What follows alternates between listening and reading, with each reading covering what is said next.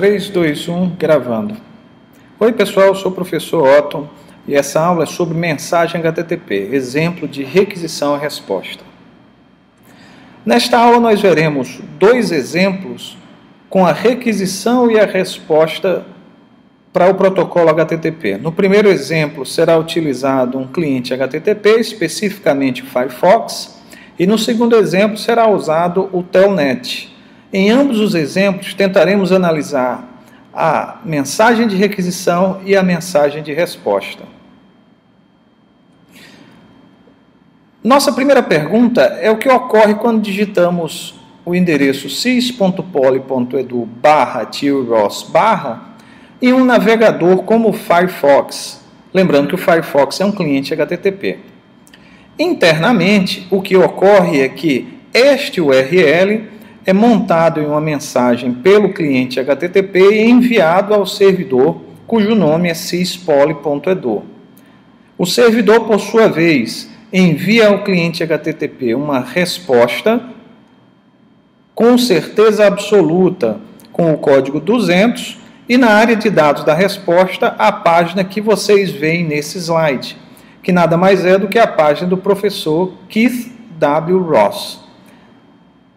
Então, quando usamos um cliente HTTP, nós não enxergamos as mensagens de requisição ou resposta do protocolo, porque elas ficam embutidas. Afinal de contas, o cliente foi feito para ser utilizado por usuários e não por técnicos como nós. Isso nos faz passar para o segundo exemplo, que é o exemplo com o Telnet.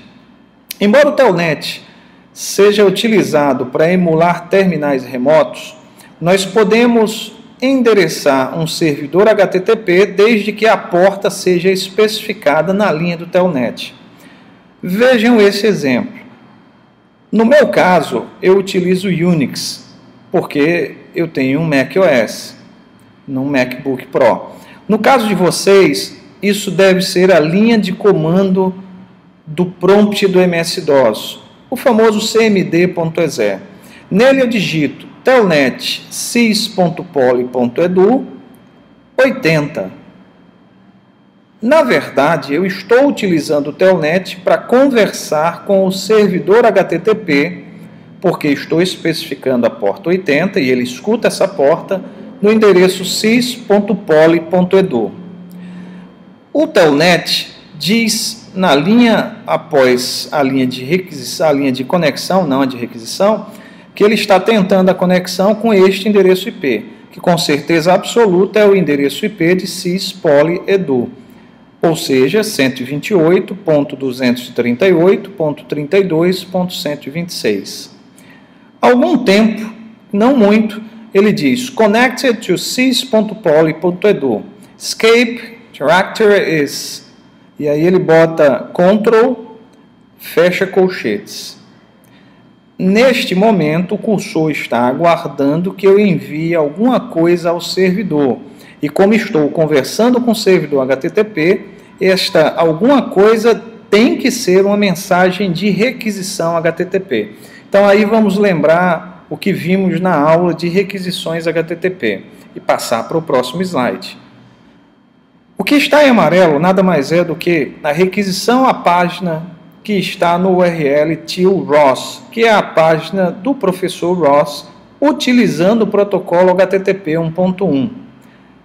Usando também aí a linha de cabeçalho host sys.poly.edu. Então o servidor, ao receber essa linha, ele sabe que precisa responder com a página que está no diretório tilros de sys.poly.edu.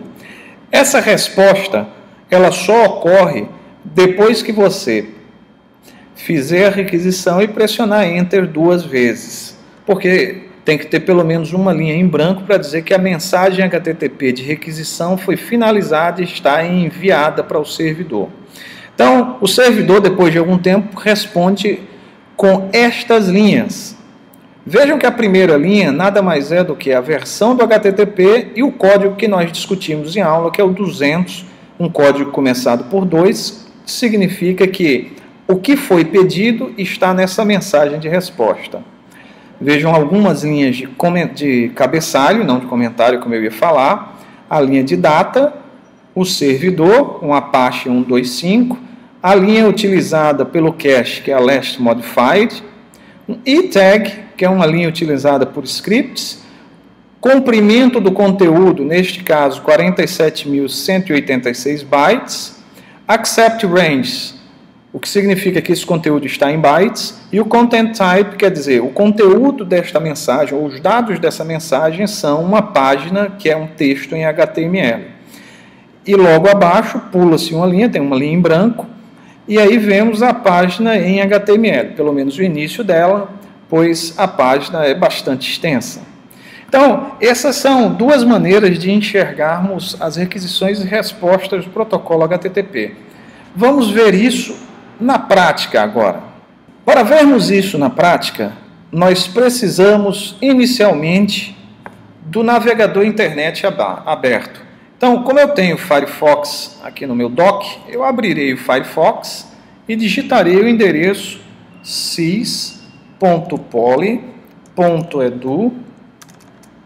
poly.edu/till-ross/ e pressionarei Enter.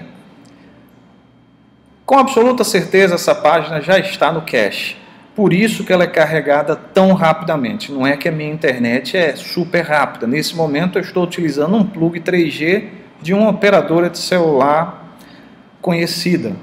Então, o que nós fizemos nesse exemplo foi, ao digitarmos na caixa de texto sys-poly-edu, fizemos com que o navegador montasse uma mensagem de requisição HTTP para o servidor sys-poly-edu e recuperasse a página que está em till-ross. Essa página foi exibida ou renderizada pelo meu cliente assim que o servidor a enviou.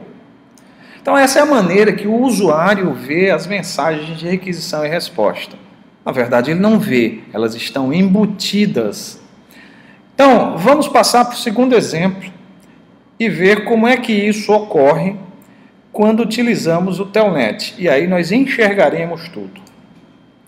Para fazer o exemplo com o Telnet, eu preciso de um terminal aberto. No meu caso, que é Unix, o terminal é esse, é um shell.